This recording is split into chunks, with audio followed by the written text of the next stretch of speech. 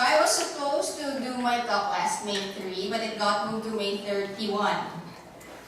But I think this is a very timely topic based on what's currently happening right now in Korea based on the news. So are you guys watching the news? Did you hear about what happened in Gangnam recently? Yeah. So I would like to know how you feel about that. I was scared. Scary, right? It's scary because we all go out every day, you go to school, you just go to the bathroom, and suddenly you can't get out of the bathroom alive. So it's a pressing topic that everybody should be concerned about, both males and females. Because even males, they have friends, sisters, or moms. So I think it's everyone's concern. So I chose the title, "Oh Women, Where Art Thou?" It just because I'm going to be talking about not exactly women's rights, because I think we all know what our rights are, but I just want to show like the position of women in different sectors. It's not really very serious. I just give some examples, but I would like to know what you think about. Like me coming from a different country, women are treated a bit differently where I come from. So Filipino women are strong-willed, so we're very opinionated, like talking about how we feel. Not everybody. Maybe some women are still shy. I think Filipino women are still looked as shy and meek. But when you put them on stage or when you put them in a competition, I think Filipino women will perform. So, since you're the next generation of Korea right now, since as I said, you are here. Like there are only, not counting the people there, so 1, 2, there are only 4 guys here. And you're the one who came here to listen to something or to learn something. So why should you be considered as the second option for a job, for example? Right? So like for me, if you tell me that I attended this thing and there are more women here, and you're telling me that the 3 guys here have more opportunities after graduation, but you guys all did the same thing. Why do they have to be prioritized? I'm not saying this is a war against men. I think it's still based on skill, right? If you don't want to be chosen over a woman for a job in engineering if she finished something else, it's unfair, right? But we want to be chosen based on our skill. Do you agree? Based on what we can do, not because you're a woman. Especially in majors that are mixed. So before I officially start, I'm going to ask people here. So my first question is, what's your major and what kind of job do you want to have after graduation? So I'm going to just ask anybody. I think that the question is really easy. So what's your... My major Yes. is media technology competence.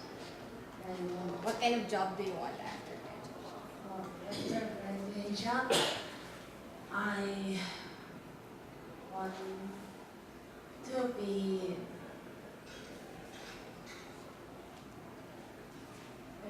advertisement maker.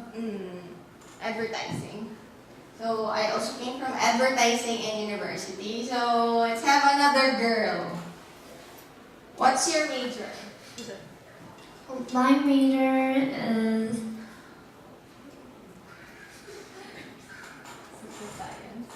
social science, and I want to have after graduation culture marketing. Yeah. Okay, let's have one guy. You, what's your major and what kind of job do you want to have after? Like I mentioned minutes before, my major is international studies, but unfortunately I didn't decide what I have to do after graduation. See, he doesn't know yet what he's going to do after graduation, but you're telling me he will get the job. Maybe not. It's a mindset. I have a lot of Korean friends, and even before they graduate university, they already have that mindset that they won't get a job. Well, yeah, of course, it's the economy and stuff, but it's sad when you say that I won't get the job because I'm a woman. Like all men will just be preferred over you. I think it's not the right way of approaching it. And also, the HR person would see the confidence or lack of confidence in you when you apply for the job. So, let me tell you about myself. So, I'm Ruth Cruz. As you know, I'm from the Philippines. In university, in my undergraduate, my major is advertising management and communication arts. So, I would say advertising is a really colorful and busy industry. And I'm majoring in management information systems for my PhD. So, it's about e-business, computers, and if you ask me what job I want to be after I graduate, I want to work for a non-government organization, or maybe central bank or an international bank.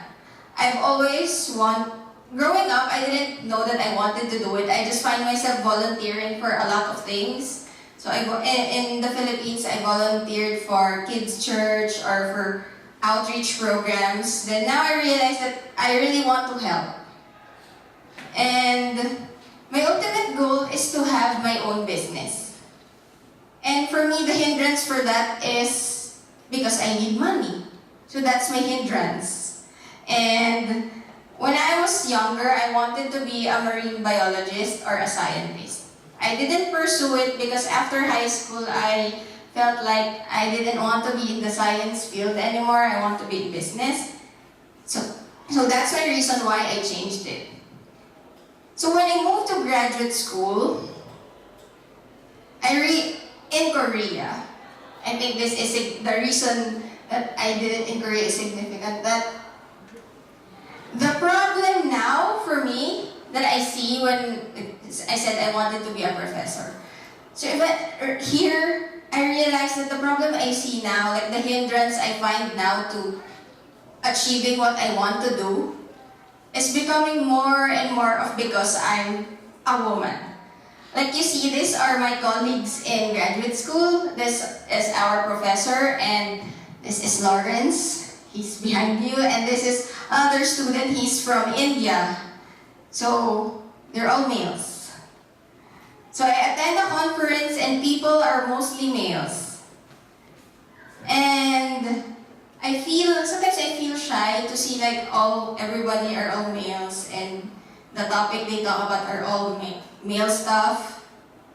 And maybe it's just me being less confident about myself that I feel insecure for a little bit. Like for a little bit I feel insecure because I'm a woman and I see the people in the position that I want to be in the future are all males. Here in Korea at least. So I started to wonder that can't I be the person I want to be because I'm a woman? But because of my personality, you can just say that to me. Like, why? Why not, right? And that's what I want you to think about also. Because I meet a lot of Korean students, and it's not just one or two women who say that it's difficult because I'm a girl or I'm a woman. Why? You all go to school, you all pay tuition, your parents pay for your tuition, you all study, you all take the same exams, you all graduate, your diplomas are printed on the same paper. So why are women saying they will be less preferred? Well, of course, there will be family issues, but you're still young, you'll have to worry about that later. So, you can see here in different colleges, computer science and engineering is mostly male dominated, while health, education, and social work is women dominated. Art, communication, and languages is dominated by women, and math and science are close to even. So with this statistic, both men and women are smart. Because we all can perform in science and math and the basic stuff. And business. It's also even a lot of women are in business. So they have leadership capabilities. So this statement will be significant later on. So based on, when we dream, it's amusing to dream. It's when we dream about what we want to be without thinking about everything that can stop us, it's fun. Like you want to be an astronaut, go. But sometimes reality is usually not reassuring if you see all these things around you. Like the job you want is male dominated, or you believe that you won't get the job because you're the only woman applicant, and you think the reason is because you're a woman. So this is in the university. In universities, in graduate school in Korea, I think for my major, my observation at least is there are a lot of men. In politics, Korea has a female president. And in the Philippines, we've also had a female president. But we all know that there are still more men in politics. Why? Maybe it's because, based on history, there are more male leaders than women. But it's different now. As you can see, there are a lot of women in business. There are a lot of women starting their own business. So definitely they have leadership skills. But I think it's also the point of view of people seeing maybe males as more commanding. Like when I read an article that they studied whether people prefer a male or female boss. And it says that people say that if a guy is being a leader, it is a positive trait for the guy. While for women, when they try to be a leader, they're looked upon as bossy, and it becomes a negative trait. So that's one more problem. So here, this is Aung San Suu Kyi. Do you know her? She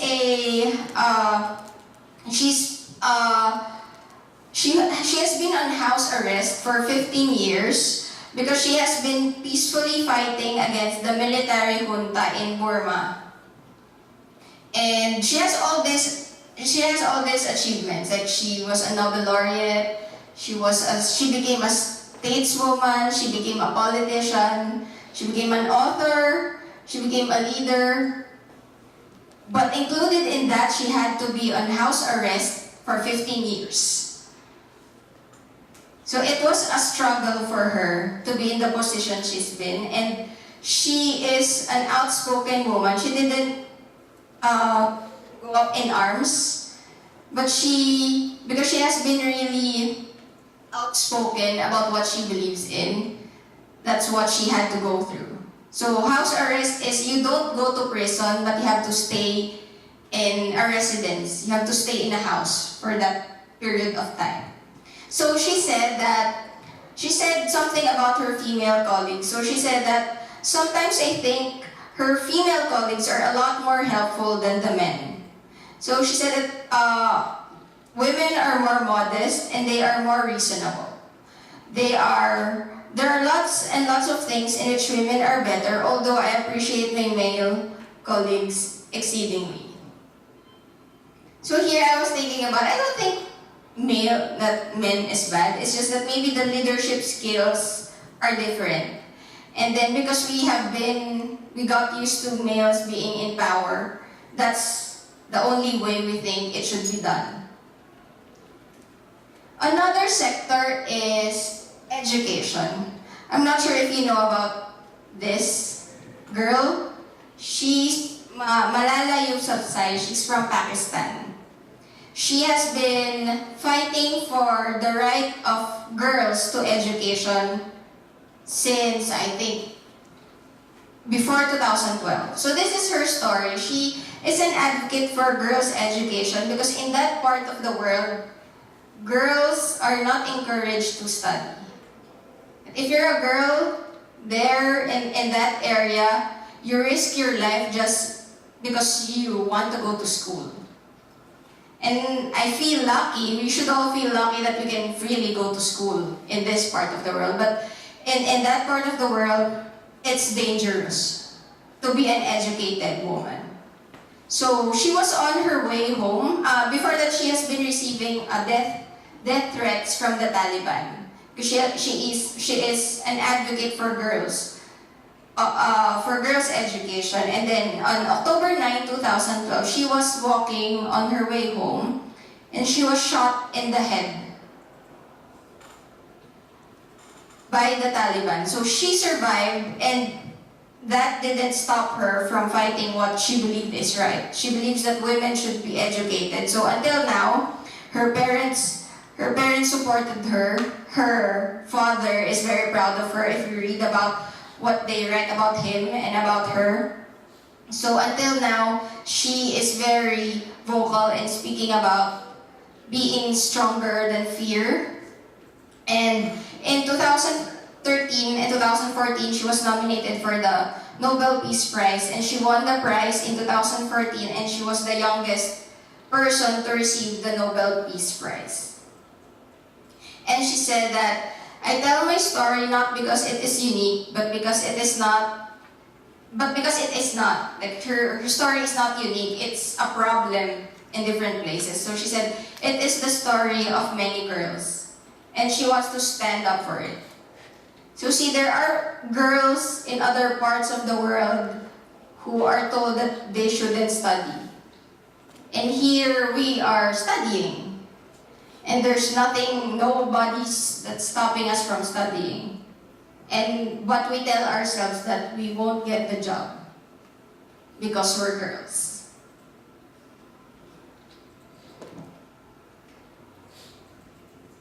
Next is, I think she's Korean American. I chose her because I think she's Korean American. So this is Yuna Kim. This is in business and technology. So we know that startups are very popular now. A lot of people want to put up their own businesses, and you don't have to have a big office now to start your own business. You can just sit in front of your computer and have a business. So one day, she was trying to look for an engineer for her company. Her company is called Locket. It's an app. It's a phone app. So she was looking for an engineer, so she sent emails to engineers. So of course, most engineers would be men. And there was one guy who replied to her. And his answer was that he wasn't interested on the job, but maybe they could meet on other terms. So it was more of a bit of harassment because she was being serious of offering somebody a job, and then you get asked for a date. It's not bad, but then it's not the right place. And she didn't let that put her down. She just laughed away, and she just laughed about it, and then she also cited some reasons why it's also good to be a woman CEO right now. She said that even if these kinds of instances have been common in her first year as a CEO. So she's a CEO, but some people are not taking her seriously. They just want to date her. So that could be frustrating, but she said that the perk of being a woman in business right now is you get the financial support of female investors. So later on you can see in the statistics that right now women have money. It's not just men who have money. Women have the power, spending power, so it's really useful for her. And anyway, this is a quote by the Daily Mail. So they said that a startup CEO revealed that women in positions of authority face sexism constantly, even in forward-thinking Silicon Valley. So Silicon Valley is about technology, new stuff, but when it comes to sexism, it's still primitive. Because some people are still thinking that technology is just for men. So this is a statistic about from women in S&P 500 companies. These are a list of companies. You can see at the bottom that 45% of the labor force is women. So it's almost 50-50. But then as you go up the ladder, the number of women in leadership roles, in manager roles, decrease. And there are only 4% women CEOs in these companies. That's the situation right now. So we also have the statistics about gender equality. It was published, this is for 2015, so these are the top 10 countries. You have Iceland, Norway, Finland, Sweden, Ireland, Rwanda, and surprisingly, these are most of these countries are rich countries. But we have number 7, we have Philippines in the number 7, and I know my country has a lot of problems. We have a lot of problems, but I'm proud to say that in terms of gender equality, growing up as a girl in my country, my parents never told me that I can't do anything because I'm a girl. Except for climbing trees. But we all know that's dangerous. So my parents will always tell me I can do whatever I want to do, I just have to work for it. That's why moving out of my country, I find it difficult to understand that that I can't do something because I'm a woman. So I can't understand that. And here you can see that in the Asia and the Pacific, these are the countries that's leading in terms of gender equality. And I know you would ask the rank of Korea. So Korea is 115 in terms of gender equality. So maybe that's one of the reasons for why I'm feeling how I'm feeling in the academy here. Because the situation for women would be a bit different. And it's just here that I've heard young people, young women who are studying say that men are more preferred. Because in my country, women are really competitive. You can ask my other friends about me. So more data on gender equality. We can see that women are almost equal in health and education sectors. But in economy and politics, there are still more men. It's still male-dominated. And as I said, there are a lot of women who lead companies or starting up companies here. You know, your moms can manage your house. So I don't believe women don't have leadership skills. And in terms of economic positions, we still have more men. But in education and health, we have the women. And education is one of the most important sectors. So women in the global labor force grew from 2006 to 2015. So from 1.5 billion of women working, we now have 1.75 billion in 2015. So that's a lot of women helping economy.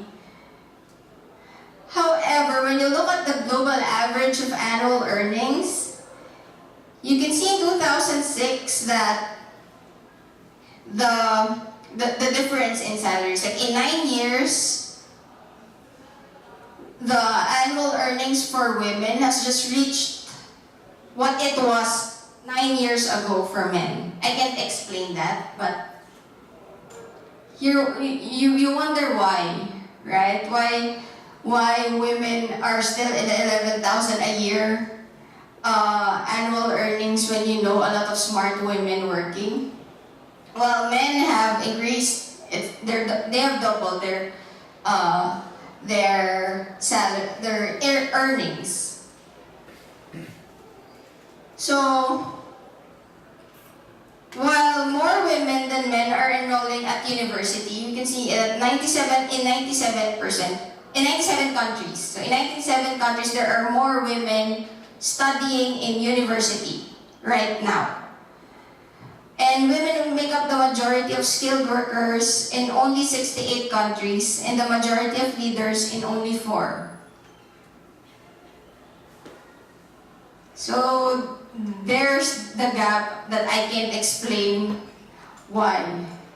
But I was thinking that maybe it's because it's now. Like there are more women in universities now, so maybe in 10 years, the number of skilled workers and women leaders will be increasing. So there are more women studying now. So there are more women more motivated to study and do something. So you've all started. So I hope you don't get demotivated in the middle of the way and just give up. It's not just you. So it's not just Korean students. It's not just here. It's all over the world. So in terms of economic power, the McKinsey Global Institute said that there's a power of parity. I'm not saying it should be women who should be dominating, so that because we will have another problem that way. But we're just saying that there should be equality.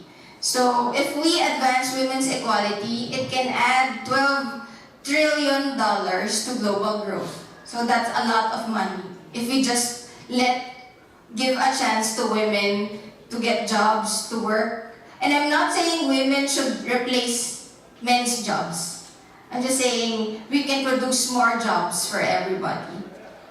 So they said that gender equality is not only a pressing moral and social issue, but it is also an economic challenge. If women, who account for half the world's working age population, do not achieve their full economic potential, the global economy will suffer. So that will also be a bad side for everybody. So as I'm saying, women have the power now. Because right now, in different countries, women control the lion's share of consumer spending. It doesn't mean that women are just spending a lot. It means that women have the capability to spend. It means women have jobs, and they have the power to spend money on what they want. So these are like US, Japan, Germany, UK, France. It's half or more than half. So businesses run on women's money also. So how do we solve this inequality problem? Of course, we have the Millennium Development Goals. So one of the goals is to achieve gender equality and empower all women and girls. And it says that providing women and girls with equal access to education, healthcare, decent work, and representation in political and economic decision-making processes will fuel sustainable economies and benefit societies and humanity at large. So it will be better for everyone. So this is a global solution. So do you know this girl? That's Emma Watson, and she's also very vocal about gender equality. So she said that women must have a say in matters that affect their countries, communities, and families. After all, they are half of the population. And I believe that we should be equal because the world goes on because of men and women. You can't continue the world with just all men. I don't know how that will happen. So, right now I'm thinking that this is, like what we have right now, is a result of what has been done by the people older than us. So the current situation is the result of what our grandfathers, your old neighbor, like what the older people have done. And it's just a result. So all this, it's just a result of what happened before. So it is upon us now to be able to do something to change it. You don't just sit there and just, give up to the economy and say, okay, I won't have a job because the world is like this. The world is like this because of what other people has done before. So if you do something now, what you do now will result to something else in the future. I think it's just a matter of people doing something now to change something for tomorrow. So it's not just for you, it's for the next generation to be able to dream freely. So you'll also have daughters, nieces. So I have nieces, I have 2 nieces. So I want to be able to tell them that they can be who they want to be. You can tell them they can be a doctor, they can be an engineer because they're a girl. I think that's absurd. So, Emma Watson also said that women feel like we need permission. So we need to lead and change that. Why do we need to ask for permission all the time? There's also another article that women are more prone to saying sorry than men. Like women are more open to, like if you bump somebody, you just say sorry. I'm not saying you shouldn't, but we're more prone to apologizing for who we are. And so, for me, my last words for you are like be free to dream and expect adversity. Things won't be easy. Your exams are not easy. Your major exams and your professors are difficult, so you should expect things to be difficult. But after that, you should also expect to overcome. You can, after your exam, you can get drunk tonight and get sad and be sad if you fail one subject. But okay, get drunk tonight and then stand up again tomorrow. It's like do things in your own pace. I think Korea is also very competitive. Even in the Philippines, it's very competitive. But one thing I learned is I'm only in competition with myself. I don't need to compare myself with what others are doing. Like if they're already a manager at their jobs, as long as I like what I'm doing.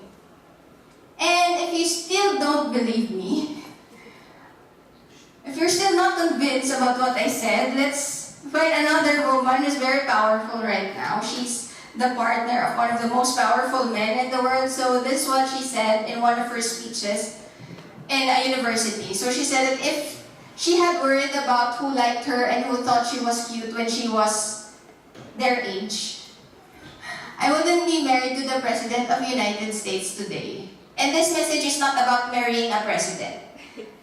It's about focusing on yourself first, and then all of these things will pay off later on.